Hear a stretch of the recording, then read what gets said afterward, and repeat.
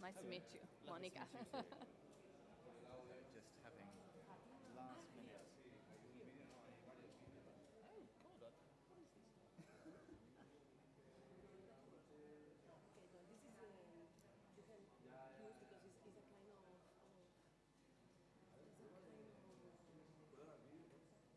of file. Sí. You know, it's a file. It's not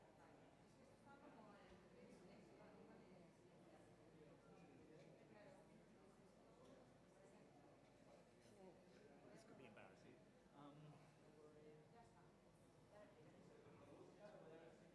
Is this the e-note? So I tried to get into it earlier.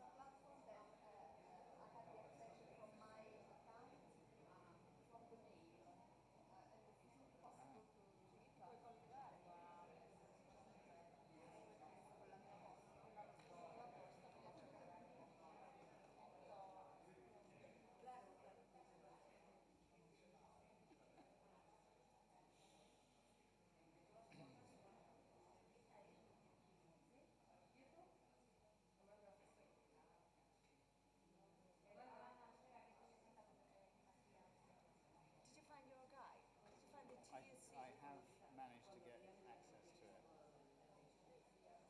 But No one even you told me. should try here in this computer. Yeah, that might be easier.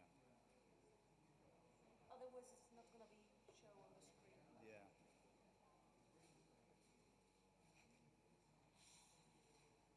But I was just making sure I'd actually seen it.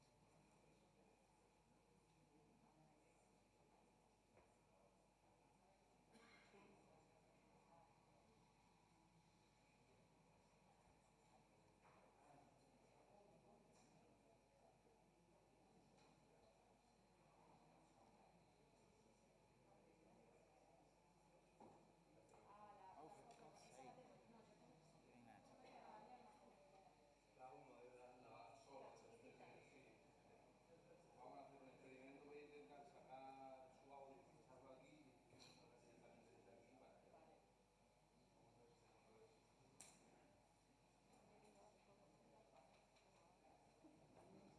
Os pedimos un poco de paciencia, 5 minutitos, a ver si arreglamos problemas técnicos.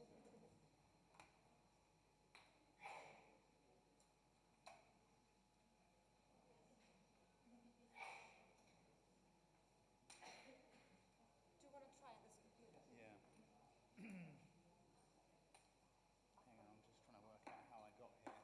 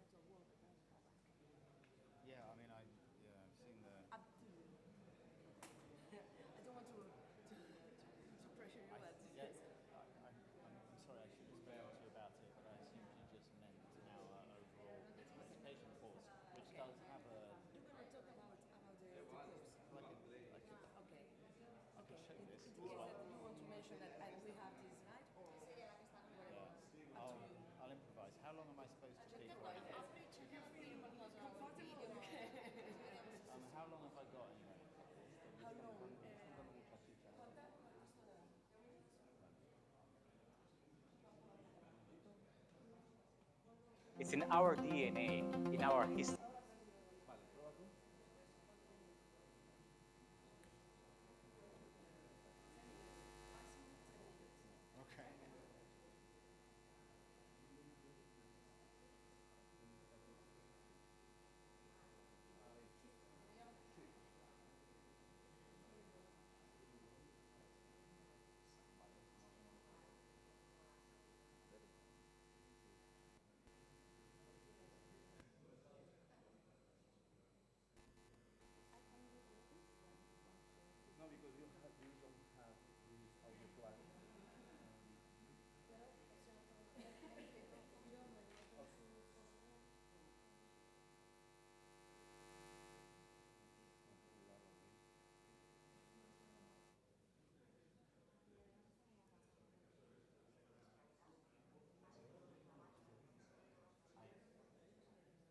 Y la salud. Los datos tienen que reducirse, tenemos que mejorar el número de accidentes de trabajo para que... We're using way too many platforms for work. We should just use Monday.com. We're not using that many. HR, CRM, projects.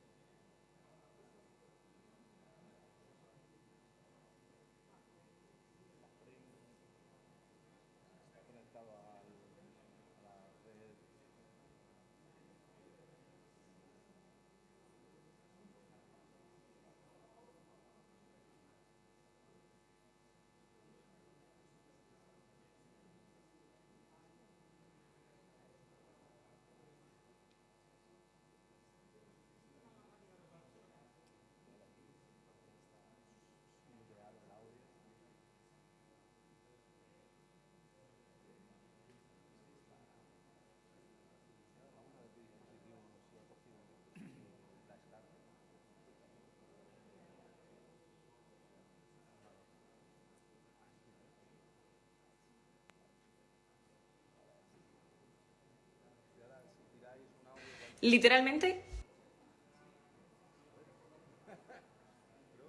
cómo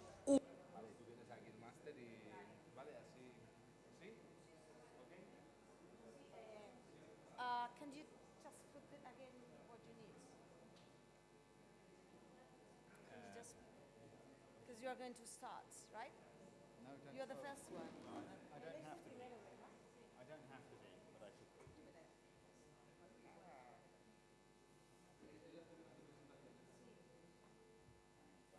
This is all very complicated now.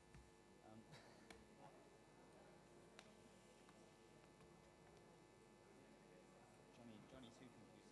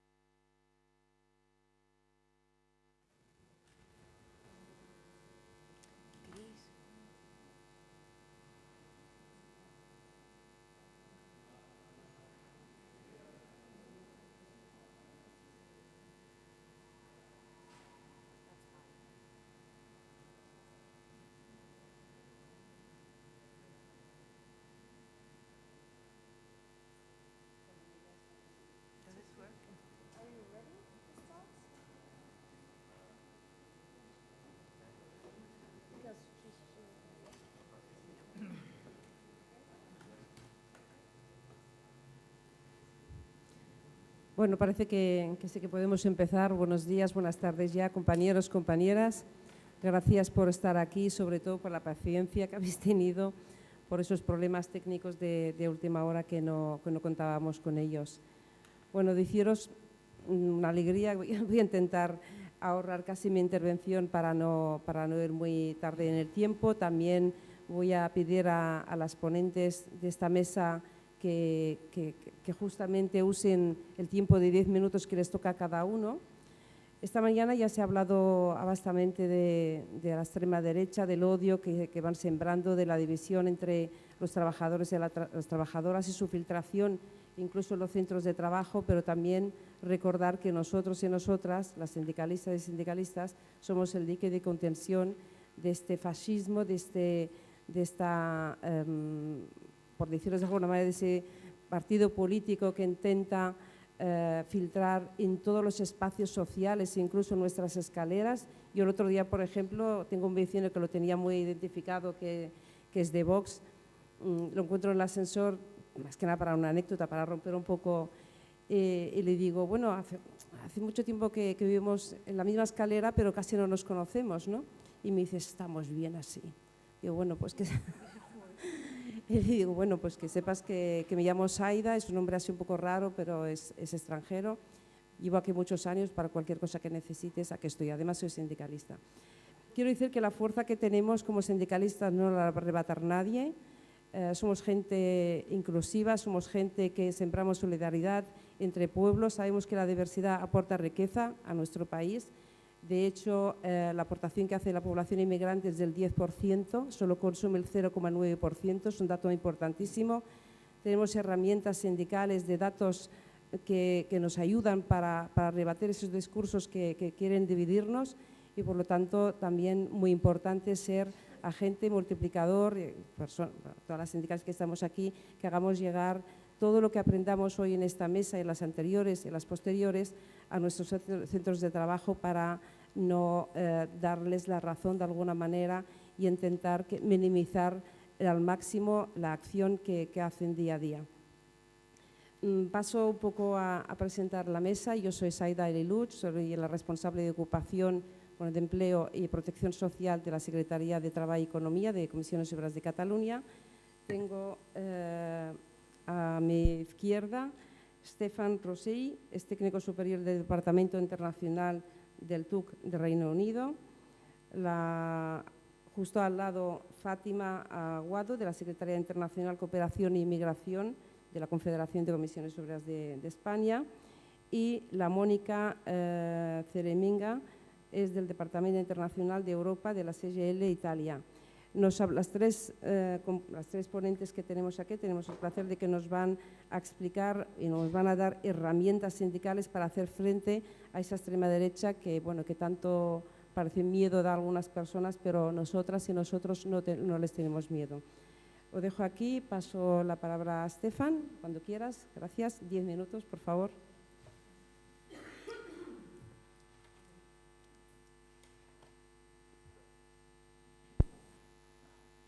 I don't get any extra minutes for the time it took me to turn off my translation device, do I? Hello again, everybody. This will be a slight effort of extemporization since my information was updated about 5 minutes before I started to speak as to exactly what I was going to cover. Right. One of the things we learned pretty quickly is that we have a situation in the United Kingdom which we weren't previously prepared to fight. It was clear that the far right was seeking to organize on the basis of creating a malleable, manipulable identity, taking a large subgroup, a super minority if you like, and radicalizing it so that it first passively supports the arguments of the far right and then fights alongside them. That group's been named by our media and probably others elsewhere as the white working class. The irony for us, of course, is that in Britain we were told repeatedly that class was a thing of the past. Successive prime ministers in the 1990s of both sides of the political divide, supposedly at least, John Major and Tony Blair, told us that we lived in a classless society, John Major, and that the class war was over, Tony Blair. And while it is certainly not true that the union movement itself ever abandoned a class narrative, it no longer felt like fertile ground. Even during the needless austerity of the 2010s, the right carefully nourished the fake idea that we were all in it together, that was the big quote, and that a sense of shared sacrifice that didn't actually stand up to scrutiny but still influenced debate. But then class started to creep back into the debate, the political debate, but not our definition of an inclusive working class united against the interests of capital, but a different one, which burst particularly out of the Brexit debate. Suddenly, all we heard about was the white working class, as if their interests were distinct and coincidentally, magically aligned with the interests of far-right people like ex-banker Nigel Farage. This was our first introduction, really, to the perversity of the anti-elite elite. A bunch of rich people on our TV stations claiming to speak for the silent majority and calling everyone who disagreed with them, from mainstream conservatives to, for instance, the General Secretary of the TUC, elite. We realized too late that words no longer had meaning in the sense that we thought they did, and that the far right had been organizing strategically amongst disgruntled communities while we'd been fighting a necessary fight at national level against austerity. On the face of it, class consciousness had been stolen from under our noses and perverted against our values. So I'm gonna cut to the chase here. Our analysis, as I said earlier, is that we both need to operate internationally and nationally to work out the right response, but we also need a workplace strategy. And to do that, we need to find the right language to do this. So at the TUC, we need we realized we need to revisit class. If not a war, there are far too many real ones as it is, but certainly as a struggle. And we needed to take back ownership of the collective identity of working people from far-right manipulators and build a positive, inclusive vision. So we need to remember our superpower, workplace organizing. You'll hear about one of our workplace initiatives from my Unite colleague, Lewis, later, but the other one is our political education work. We realize that you can't just tell people they're wrong, you have to help them work it out for themselves. And there was a pre-existing battleground in the United Kingdom, sadly, which had caused division and violence for over a generation, and that was Northern Ireland. And the Irish unions and the wider left there had developed their own approach to challenging and diffusing bigotry and challenging workers' existing definitions of us and them. So working with an Irish organisation called Trademark Belfast, the TUC then worked with Irish unions to develop materials aimed at building confidence in reps and activists to challenge divisive narratives in the workplace. It's a package of resources which will complement these, focusing on the internationalization of the far right and supporting affiliates and sister centers to mobilize against it. The materials were shared at the developmental stage with affiliates for input into which areas are the most useful. Feedback was constructive and was incorporated into the course. The first thing to make clear is that the political education course doesn't tell us much that we don't already know. Those of us who attend and sometimes speak at meetings like these won't be surprised by the content. Although they're so thorough, you will at least find some examples you didn't know of things that you did. But in sharing what we know with officers, representatives, and finally our members in the workplace, we believe we can start to challenge the lies and misrepresentations that have allowed the rise of the far right, reduce the space they have to build their support, and hopefully grow a movement to actively oppose them. Now, these materials are huge.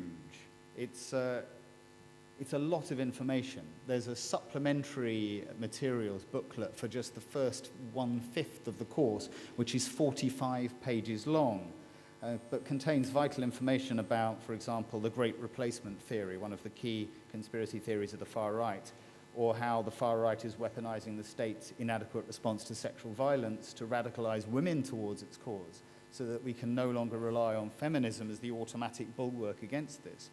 And also there's a detailed trawl through all the other conspiracy theories.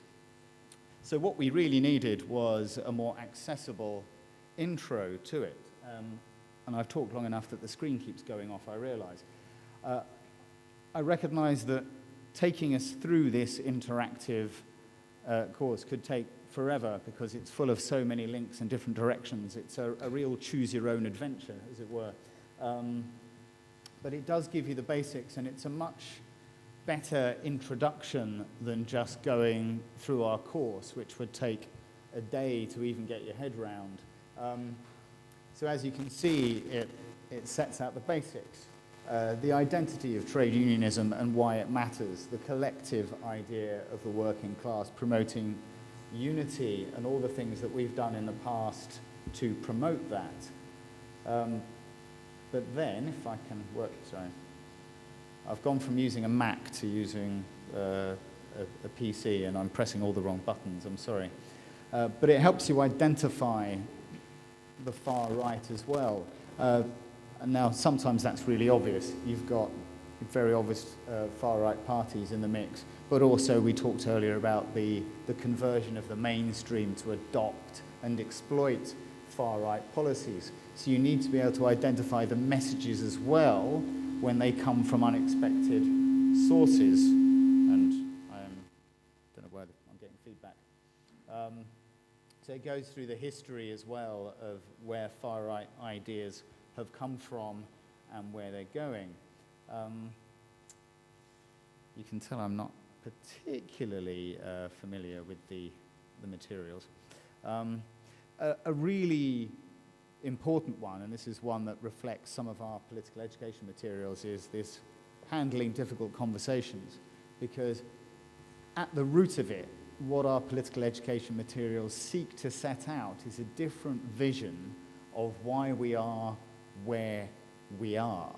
The far right says, well, you don't have a secure job, you don't have access to housing, you have low pay because foreigners are taking your jobs. Whereas we in the trade union movement know that's because the neoliberal consensus that we're all fighting against means that everyone is suffering the same problems, and that the answer is not to divide the working class, it is to unite it against the messages, so against the Conservative Party and its fellow right-wing parties around the world. But having that conversation from a starting point is obviously really difficult. You've got to talk about the possibility for a different economic model, because if people think they're stuck with the one you've got, then maybe their choice of racism might be the only thing that makes sense to them. But if you can convince them that another world is possible, and you talk about historical moments where these things have been better, then you can begin to talk them round. So here we are, the classic example here. They take our jobs, they undercut British workers. Now, we have the evidence that they don't, but you can't just tell people that. You need to explore that with them so they come to the conclusion as well that this is something else.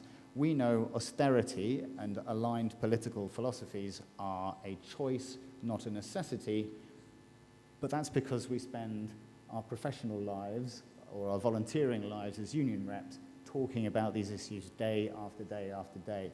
And we're introducing quite complex concepts to people that don't spend a lot of time thinking about it.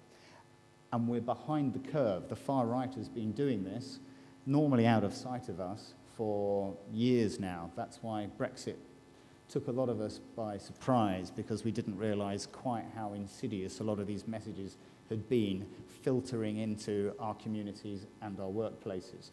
So there's a lot of work here to do.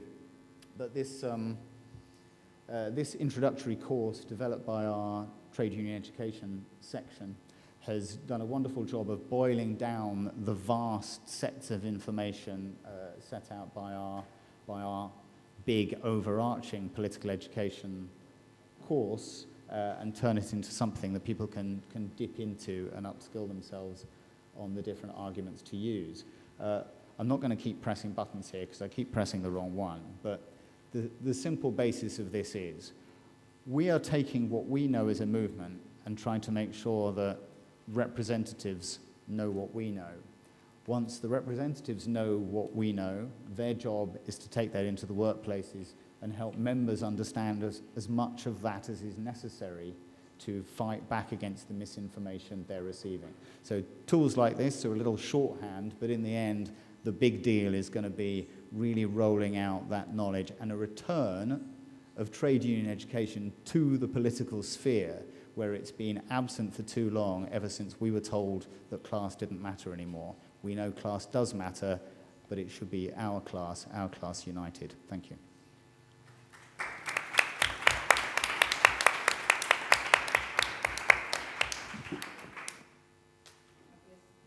Gracias, Stephen. La verdad que ha cumplido con su tiempo. Pasamos la palabra a Mónica. También tienes 10 minutos. Gracias.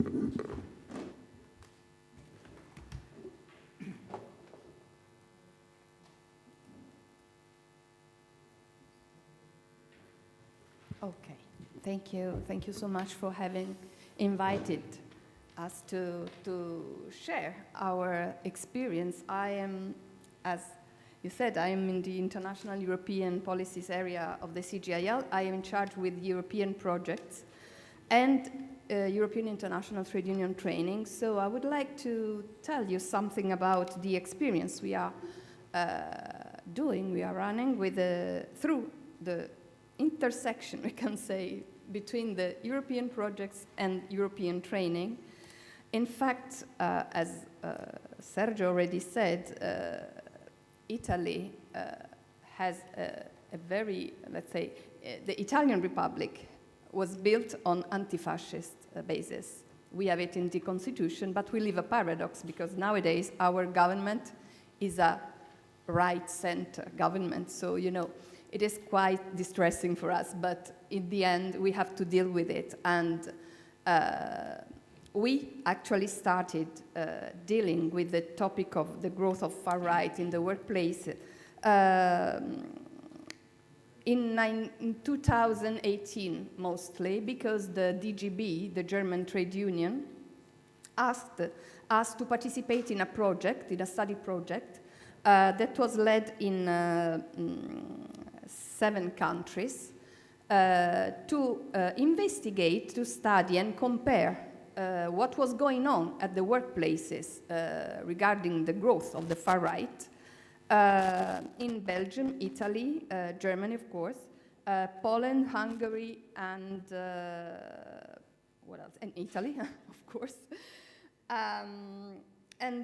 We started this project along with the outside participation also of the TUC from United Kingdom, gave the start also to a more a stronger debate within the ETUC, within the European Trade Union Confederation. While we were running the project, the pandemic took place, so the project was a bit delayed by the pandemic, but this not only changed the project in terms of data, in terms of terms, really time terms, but it changed the attitude of workers. We noticed that after the pandemic, there has been a huge polarization within the workers itself, the workers groups itself. Meanwhile, the executive committee of the ETUC discussing on the growth of far right at the workplaces decided to publish a roadmap based on 15 points to build the trade union response to the growth of far right. So, as Christina was saying, it was a harsh debate within the ETUC because not all the unions are, let's say, so openly oriented against the far right. But it was also a choice, a language choice. I mean, in the end, we don't want just to limit or to combat the far right, but we want to establish a new response of the trade union movement. And this roadmap went along the project we were running besides. And this roadmap foresaw, because it was over in 1 year, foresaw that the fight to far right had to be mainstreamed in the leadership debates. It foresaw 5 trainings on different topics, so communication, train the trainers, networking, and political education. And there was a point, a very important point, on the celebration of the trade union history, values, and achievements. And also there was a mapping. One of the points was about the mapping of the presence of the far right in the workplaces in all the countries belonging to the ETUC. While we're just going to have the first meeting of a working group, dedicated working group to the application, to the development of this roadmap, it happened that the CGIL headquarters were attacked by the fascists. They said that they were the no-vax, the anti-vax movement, but we know that behind this there were the fascist forces. And this sounded like an alarm clock, I think, for the whole for the whole labor movement. In fact, we received really hundreds and hundreds of demonstrations of solidarity from all over the world. And this is why at the midterm conference of the ETUC that happened a few weeks after, our General Secretary called for the global network of the anti-fascist trade unions. And this was celebrated 1 year after, when we had the Redes seminar as well, last year. And the manifesto was launched and sealed by 50, I think probably more than 50 trade unions from all over the world. So this was an activity that went all along the presentation of the final results of the project I was talking before. But the very interesting is that a lot of unions in Europe, but not only in Europe, asked us to participate in the conferences, seminars, and training courses. And in particular, the ETUI, the Institute for Research and Training of the ETUC, asked the CGIL to participate in the planning and in the development of all the training courses that were foresaw in the roadmap that ETUC decided the year before. And so far, we have run 7 courses, and we have built a platform that I'm going to show you that is in-house space. It is this platform. No, you don't say it. Can you please show the screen? I'm sorry.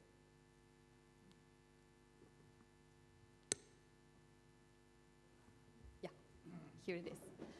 The first 5 courses were in English, French, and Italian. The 3 courses we are running now, the last one is due in March next year, have also Spanish. In fact, we met a lot of Spanish colleagues and comrades in the courses.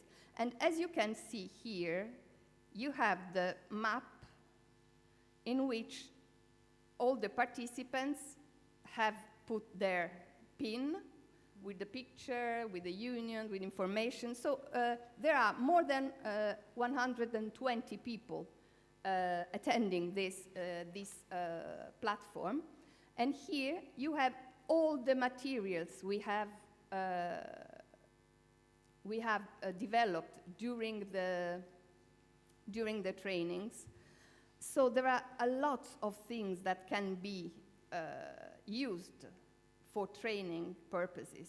As you can see here, you have the program, you have the information, you have really a lot of materials that can support any kind of training. And in fact, a lot of trainings have started from these courses, I have to say.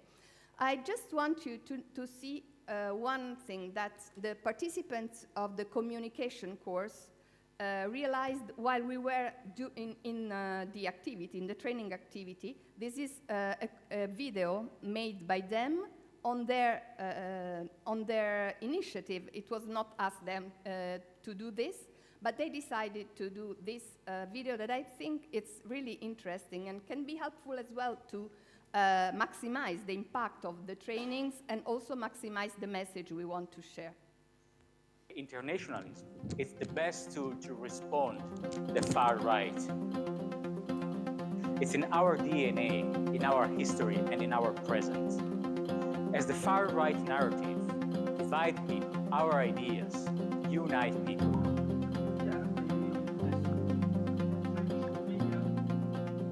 Hello everyone and welcome to the European Trade Union Institute training on trade union action to combat far right. Some people believe that fascism can appear only in just Nazi uniform again, but it has a new outfit as well as new agendas such as xenophobia, discrimination against LGBT people, women, and anti-migrant issues. We work every day to ensure a better working life for everyone. For example, gender pay caps and LGBTQ rights are important to us so that we could ensure that every single individual has an equal right to succeed in working life. Even though they look like they are on the same side with labor class, they are just working for employers' interest. This is why trade unions have to combat far right. The horrible attack CGIL had on October the 9th last year has stressed once again the importance of being together, fighting together, having a global response to this kind of actions.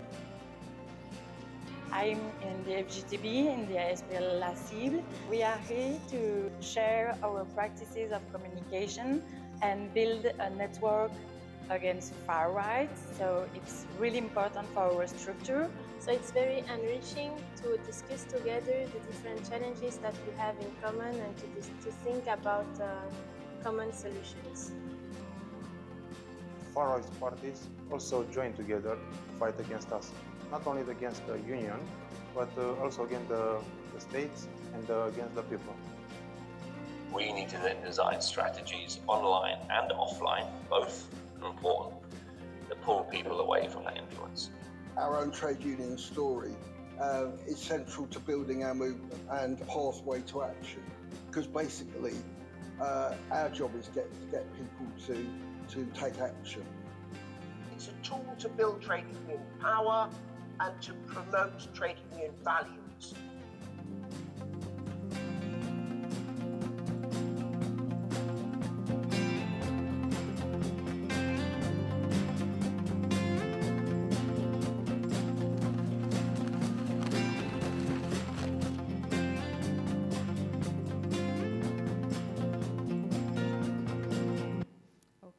So this is something that they produced while being there in trainings. I find it's really well done. I mean, it's kind of perfect because sometimes these things are really take a lot of time, but they decided to do this, and I wanted to share it with you. In this training, we used a lot the experience and knowledge by the TUC. You recognize probably your colleagues, Wilf, that at present has retired, but there's a lot of experience that they have to share, and on this basis we have tried to plan modules that can be used by everyone, every trainer in every trade union. Another thing that I want to share with you is another experience we did with the CGIL of Lombardia region, that is in the north of Italy. That is the train of memory.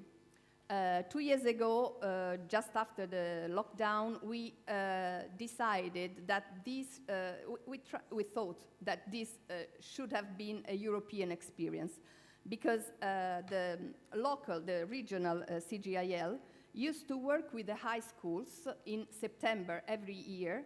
They have meetings, they have trainings at schools, and after some months of training with the teachers, of course, involving the teachers of the schools, they do a trip to the detention camps.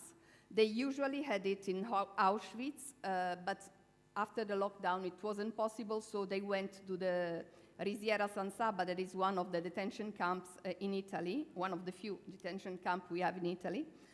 And we invited the president of the ETUC Youth Committee, and this year we enlarged the experience to the youth committee as a whole.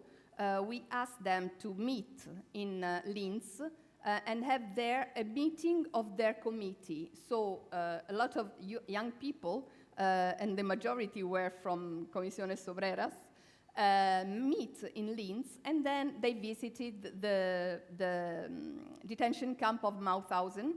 And we really would like that this becomes a European experience, so that in all the biggest, let's say the biggest countries, there could be an activity that involves the schools, the high schools in particular, to have them all together visiting these sad places that can for sure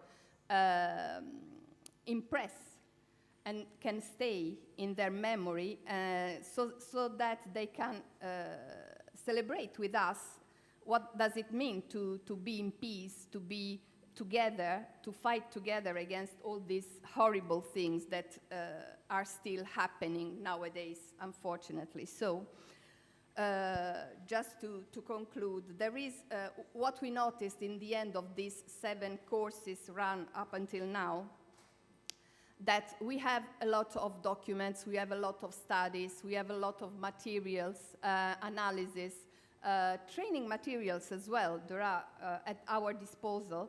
that are ready to be used, and we now need to put all of this into action. We need political action because we have to build a political conscience, a political awareness that doesn't mean party awareness. We should come back to the real ancient Greek meaning of the word politikos, that is the art of managing the society, to participate in a democratic way to the processes running and leading to a fair society.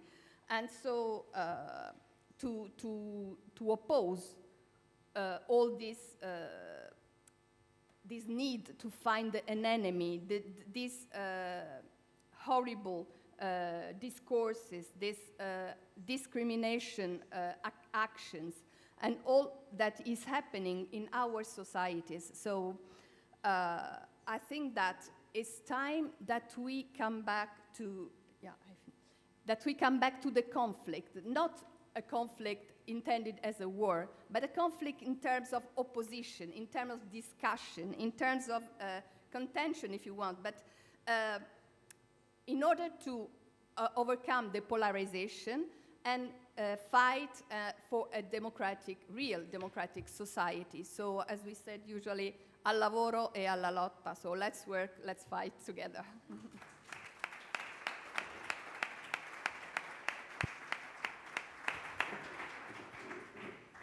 Gracias, Mónica, por vuestra experiencia y por este material que creo que nos será útil.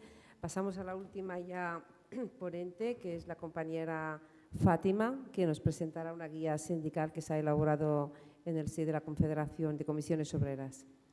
Fátima. Bueno, buenos días. La verdad que es un placer estar aquí. A ver si los nervios no traicionan. Bueno, en primer lugar, dar las gracias tanto a la Fundación Rosa Luxemburgo por la oportunidad de que podamos poner en común experiencias tan válidas en el ámbito de cómo combatimos a la extrema derecha en el centro de trabajo. Creo que una de las cuestiones más importantes, lo ha comentado Mónica también, pero también tú esta mañana y varios de vosotros, es que Redes sirve para darnos cuenta de la importancia de hacer cosas, de poner en común la inteligencia colectiva para el diseño compartido de estrategias que nos permitan buscar esas respuestas o complejas respuestas a la extrema derecha, ¿no? A cómo combatimos la extrema derecha. Entonces, para no aburriros, vamos directamente al grano. En el ámbito, en ese mare magnum y esa necesidad de compartir experiencias, basándonos también en las aportaciones magníficas de la guía de la TUC, por un lado, a quien agradecemos en particular a Mariela toda la puesta a disposición de su guía, pues hemos elaborado nuestra propia guía que está pensada para el aprendizaje activo de las y los trabajadores. O sea, que desde ya es algo que ponemos a disposición de todas y todos vosotros, y en esa parte también de Redes tiene mucho que ver aprender de otros sindicatos como la CGL, que utiliza la enseñanza y la pedagogía activa también para combatir la extrema derecha, ¿no? Entonces, bueno, vamos. El aprendizaje es hacer cosas. Entonces, muchas veces, y lo que nos estamos dando cuenta en los seminarios, veis, es parecida a la de la TUC, solo que la hemos puesto roja, porque, bueno, esa es nuestra esencia, ¿no? Entonces, está pensada para que cualquiera que vea esta guía pueda ir para adelante, para atrás, investigando. Aquí, a la derecha, tenéis un botón que os da los elementos interactivos a los que podéis ir, ¿no? O botones para volver atrás. Entonces, ¿por qué nos oponemos a la extrema derecha? Bueno, pues porque son una amenaza creciente. Aquí tenéis varios vídeos. ¿Veis? Tenéis ventanitas que se os abren. En la última década se ha producido un resurgimiento de movimientos neofascistas de extrema derecha en diversos países. No os la voy a leer entera, os voy a mostrar simplemente, pues, aquí tenemos un vídeo de Stephen Forti y, bueno, pues hemos incluido también preguntitas para que cada una de vosotras también podáis hacer esa combinación, a ver hasta qué punto sabéis de la historia de las comisiones obreras, ¿no? Y un poco también reforzar estas cuestiones, ¿no? A ver, espérate que… Vale. Una agenda oculta, pues en la agenda oculta también muchas veces para entender al enemigo hay que ponerse en su postura y en lo que piensa, ¿no? Entonces, bueno, pues ¿qué oculta la Agenda 2030? Si veis las comunicaciones de los vídeos que hace Vox, son muy buenos, es que son muy buenos comunicando, ¿no? Entonces, mirad, este vídeo os lo voy a poner para que veáis. No sé si lo habéis visto, pero os voy a poner no entero, una parte. The 2030 agenda is, to put it simply, our plan.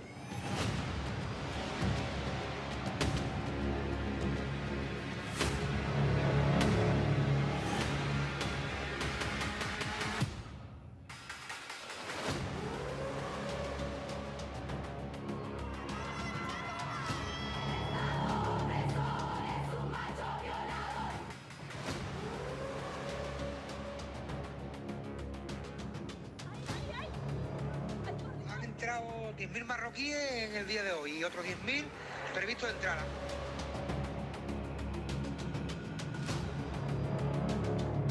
Green economy, blah, blah, blah, net zero by 2050, blah, blah, blah, net zero, blah, blah, blah, climate neutral, blah, blah, blah.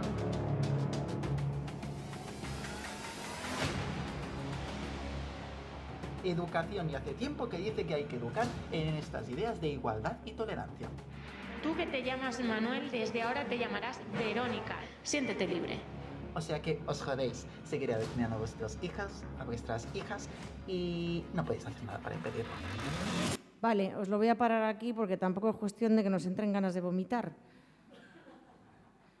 Vale, pero bueno, podéis seguir. Como veis, en un vídeo de 1 minuto 56 ellos son capaces de dar sus argumentos, y en los cursos de formación lo que estamos también averiguando es cómo las trabajadoras y trabajadores somos superhéroes también, y también tenemos el conocimiento para poder, aunque pensemos que no, contraargumentar estos argumentos con la inteligencia que nos caracteriza a las comisiones obreras. Por ejemplo, cómo identificar a la extrema derecha. Aquí tenéis hay un pequeño mapita en el que, bueno, pues si se va pinchando se puede ir viendo el mapa de representatividad de cada uno de los partidos políticos.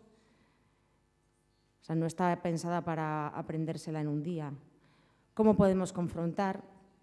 Pues tenemos diferentes vías de intervención, ¿no? A través de escuchar, observar, hablar, campañas. El plan, coordinaros con otras delegadas y delegados, objetivos y estrategias, llamada a la acción. Y en esa contraargumentación y en esa investigación que hemos hecho también para elaborar la guía, nos hemos dado cuenta de que tenemos muchísimo material ya elaborado. Lo que pasa es que no lo utilizamos. Por ejemplo, pues en esto de cómo podemos confrontar, la Unión de Madrid hizo una campaña muy buena planteando que somos nosotros, esta es nuestra fuerza. La fuerza para combatir a la extrema derecha, la fuerza para poner en cuestión estos argumentos que son antifeministas, que van en contra de las personas migrantes, es el poder que tenemos los trabajadores y las trabajadoras en los centros de trabajo para poder hablar, confrontar, Bueno, no os los muestro todo porque preferimos pasaros el enlace y que lo averigüéis por vosotras mismas y vosotros mismos. Pero bueno, hay diferentes vías de intervención: escuchar, observar, hablar, las campañas, las relaciones laborales, la importancia, por ejemplo, de implicarse con la comunidad, Entonces, bueno, aquí también tenéis eso, elementos interactivos. Esta es la campaña que nosotros hicimos o que se hizo desde Comisiones Obreras para el 23J, frenar al fascismo, y creo que lo hemos frenado, ¿no? Pues bueno, pues la campaña esta de Vota 23J fue muy bien. O también otros elementos interactivos, ¿no? Pues puedes formar coaliciones con grupos comunitarios locales, con organizaciones antirracistas, así vas a conocer mejor los problemas que afectan a las comunidades, cómo se aprovechan de hecho los ultraderechistas. Es una llamada también a la reflexión, ¿no? Y bueno, pues en definitiva es un poco, pues eso, ¿cómo haces? Manejar conversaciones difíciles. Pues hablas con personas influidas por la extrema derecha es un reto, a menudo son buenas personas, salvo por esas opiniones dudosas, ¿no? Y entonces, bueno, pues aquí unos tips para el trabajador y trabajadora de, ¿sabemos conversar? ¿Tú sabes rebatir los argumentos de la extrema derecha desde la escucha activa? Que lo decía creo que tú de esta mañana, lo importante que es escuchar a la otra persona para también ser capaces de contrastar con contraargumentos sin la agresividad que se presupone que nos van a esperar, ¿no? Y, pues, por ejemplo, cómo cuestionar las opiniones sin empujarle más hacia la extrema derecha. Bueno, pues practica una conversación, ¿no? En definitiva, está pensada para… Hay muchísimos vídeos, tenemos muchas… A ver si tengo por aquí…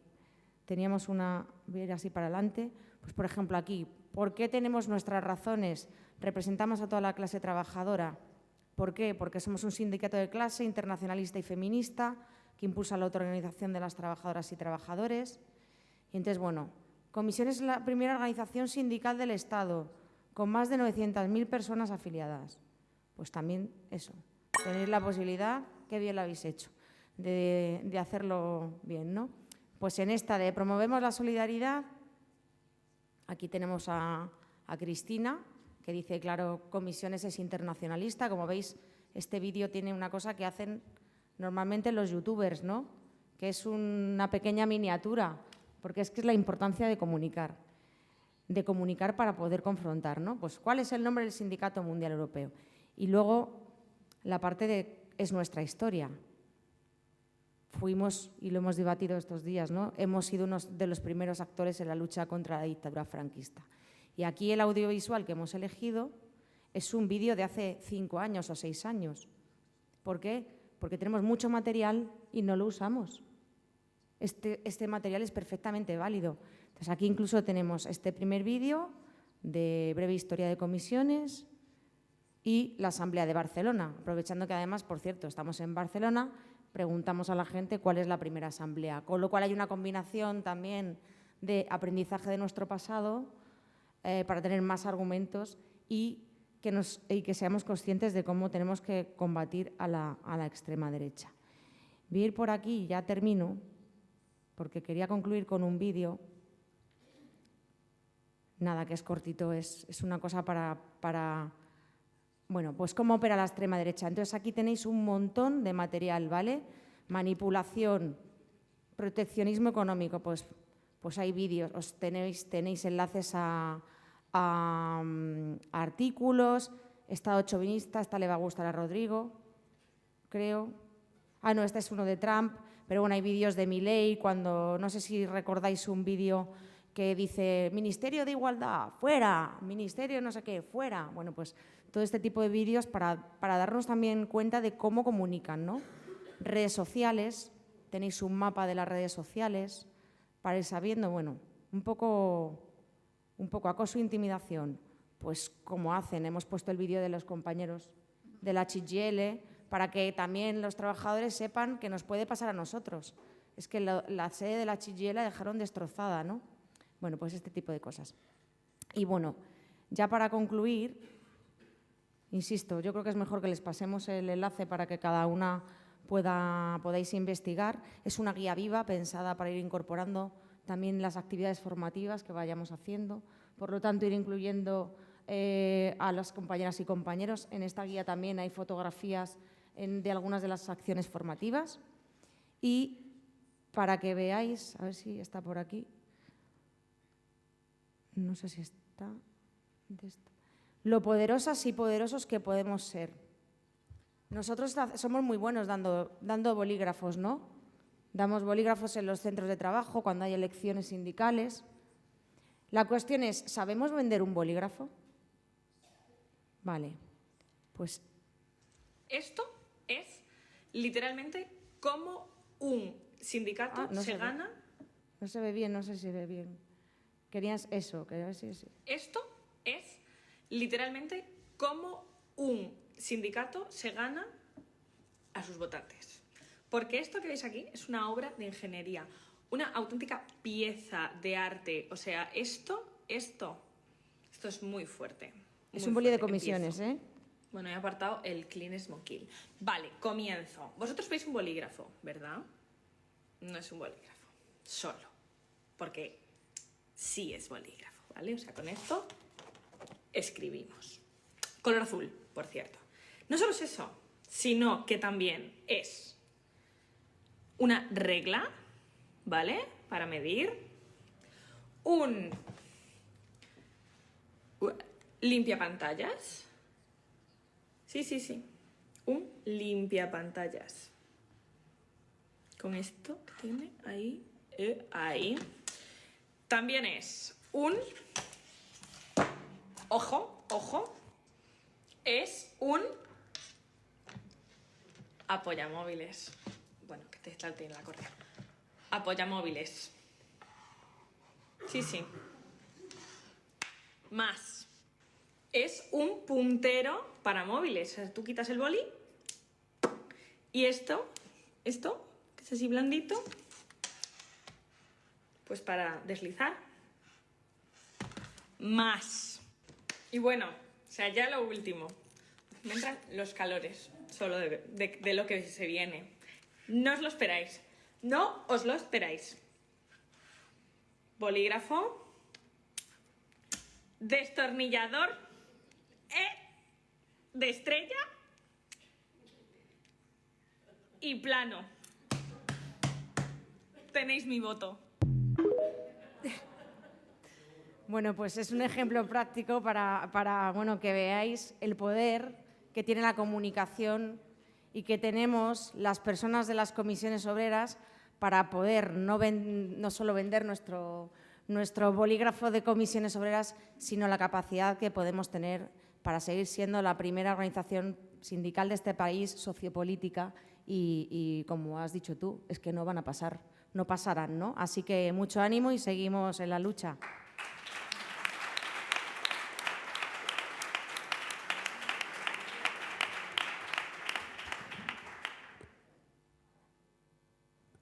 Bueno, hemos recuperado el tiempo, la verdad que solo vamos 3 minutos tarde, por lo tanto, súper bien.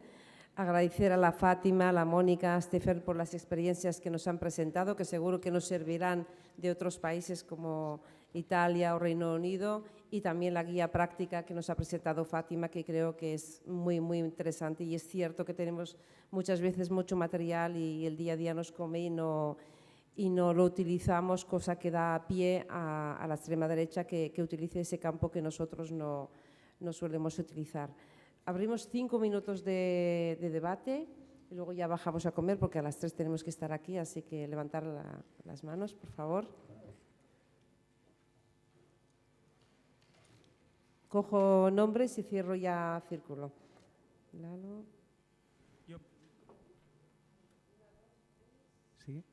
Yo, muy rápido, solamente para que lo tengáis en cuenta.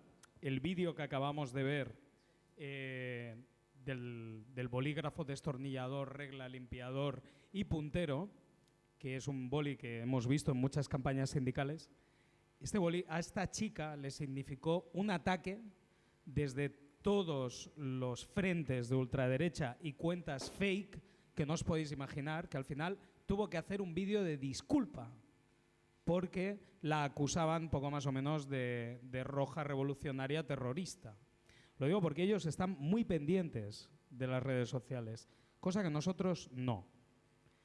Y ellos están invirtiendo muchísimo en las redes sociales. Esto explica en cierta parte que aquí en este país el 40% de los menores de 25 años vean como positivo un gobierno dictatorial militar. Y es por el dinero que están gastando.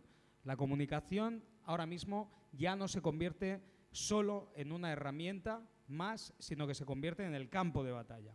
Y tan tonto como hacer un vídeo de TikTok sobre un boli que es lo que es, que no va más allá y que ni siquiera dice que es de comisiones obreras, solo intuyes el logotipo, a esta chica le significó un ataque brutal en su propia cuenta y además ella no es ni del sindicato.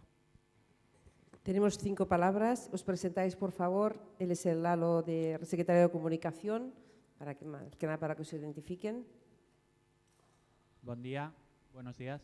Yo soy Bernat Villarroya, de Organización de Comisiones Obreras de Industria de Cataluña, y lo que quiero saber es la guía de la Confederación, dónde está, porque la he estado buscando y no la encuentro. Entonces, eso es lo más urgente. Luego ya, si queda tiempo para debate, ya debatiremos más. Gracias.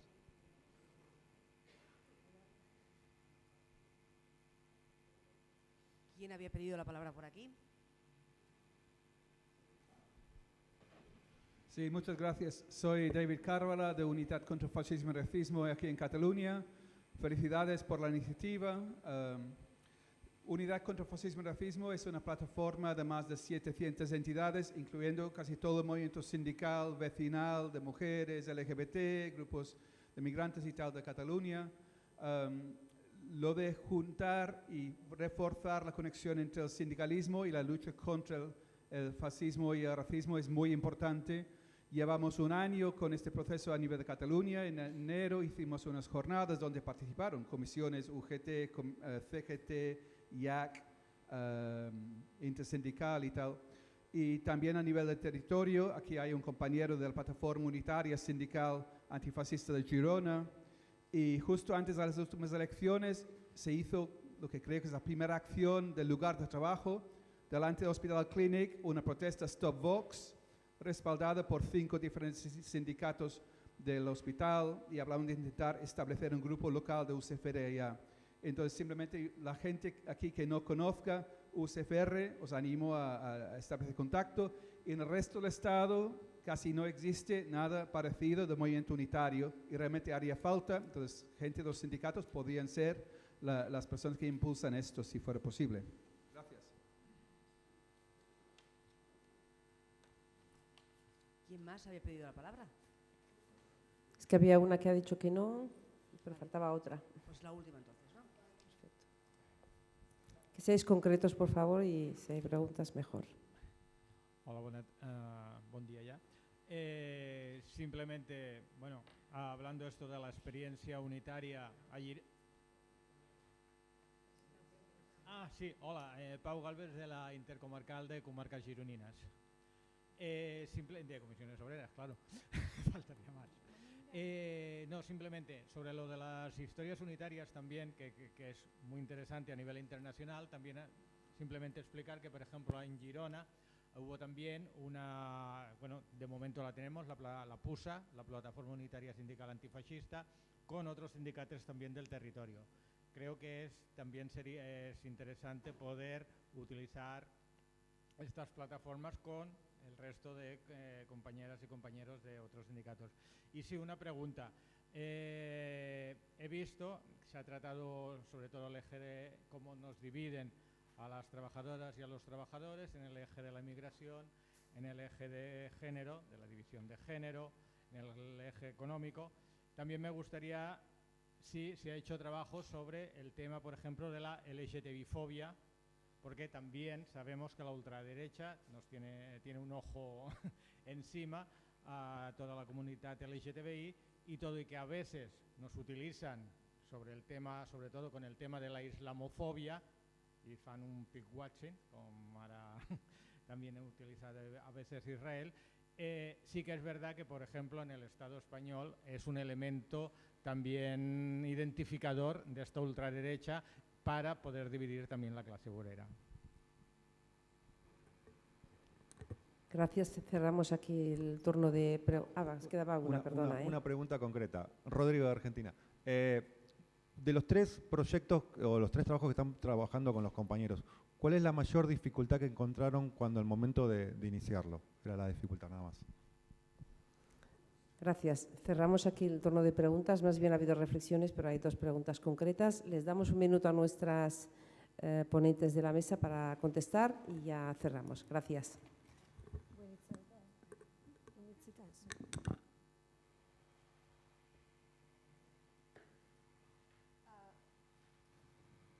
From my point of view, the biggest problem is that we have to change our language, we have to change our attitude to training. I'm talking in particular from my country. We have a tradition of traditional training, frontal training, while we need to be more active, simple, and direct. All in all, there's no other social movement as big as the trade union movement all over the world. So we have to really change our approach. This is the most difficult things to do from my point of view.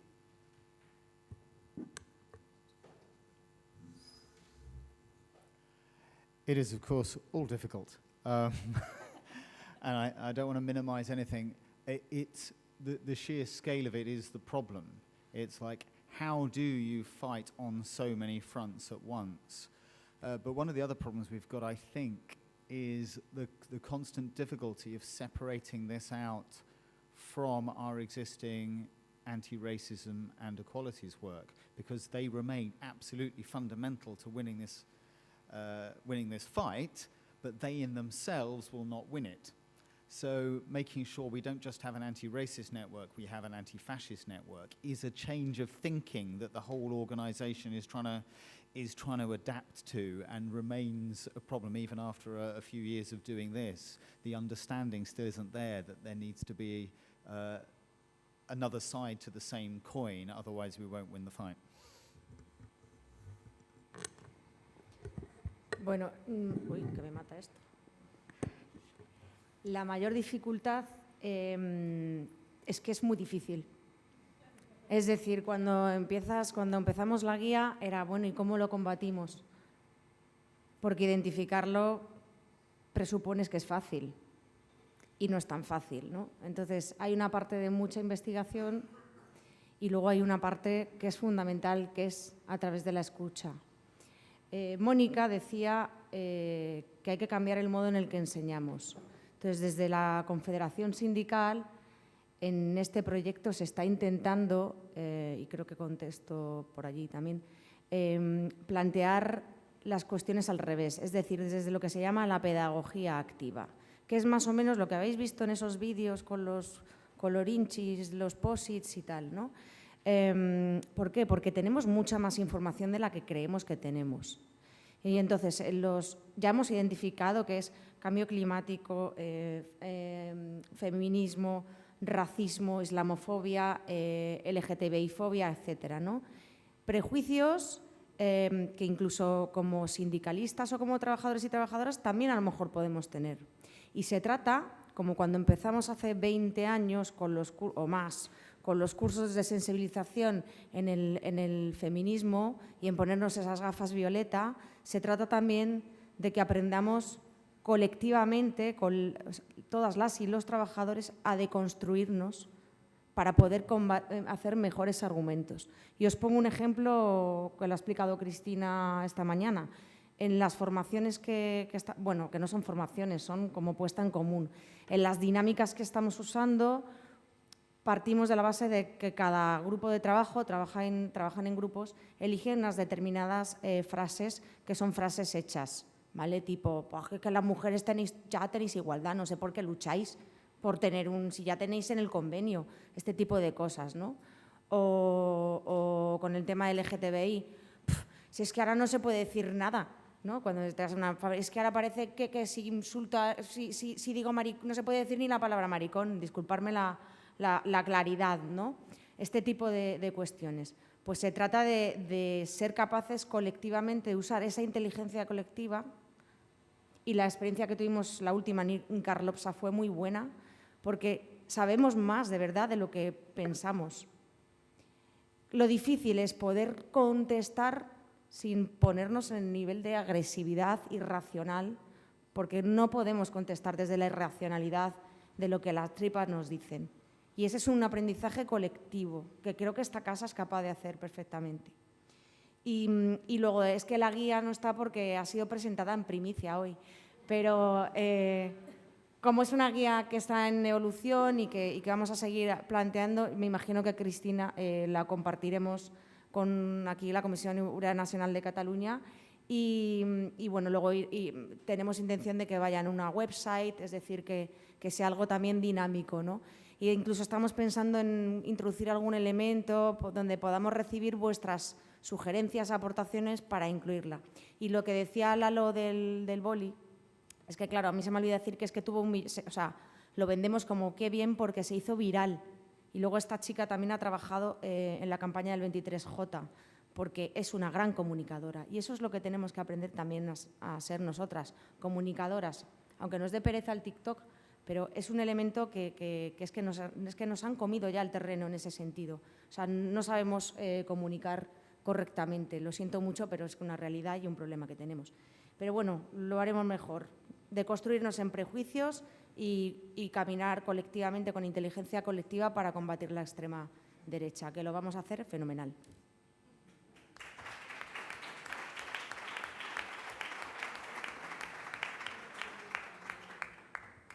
Es cierto, Fátima, es difícil, pero yo creo que colectivamente podemos con todo y intentar comunicar mejor y utilizar también datos, aparte de la guía y todos los materiales que nos han presentado. Yo creo que hay datos que están también en diferentes instituciones, ayuntamientos, que rebaten esa justificación que ellos hacen para sembrar el odio.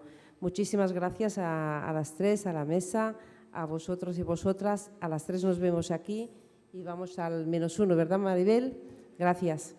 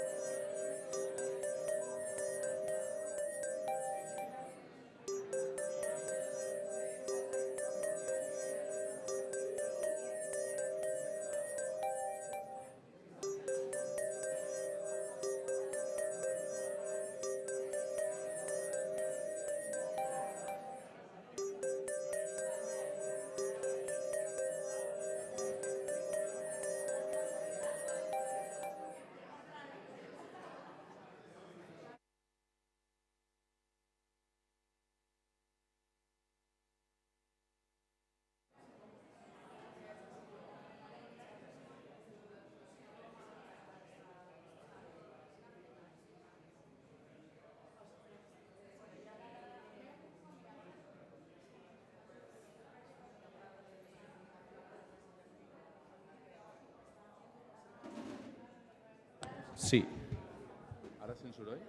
Però el soroll de ground loop,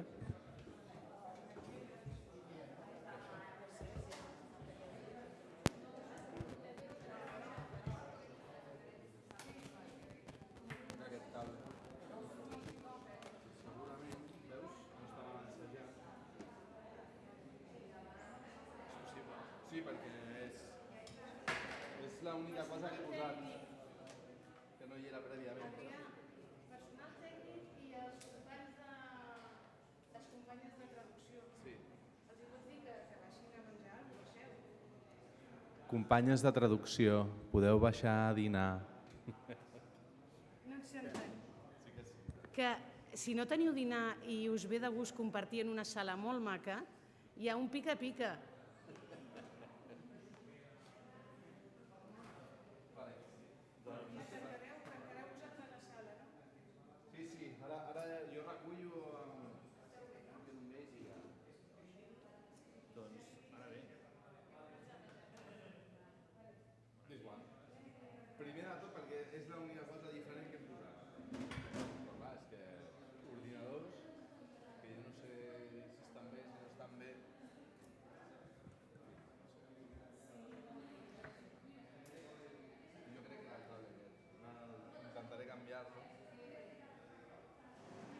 Perquè hi ha vídeos que això no estava previst. Ah, i con vídeo, sí.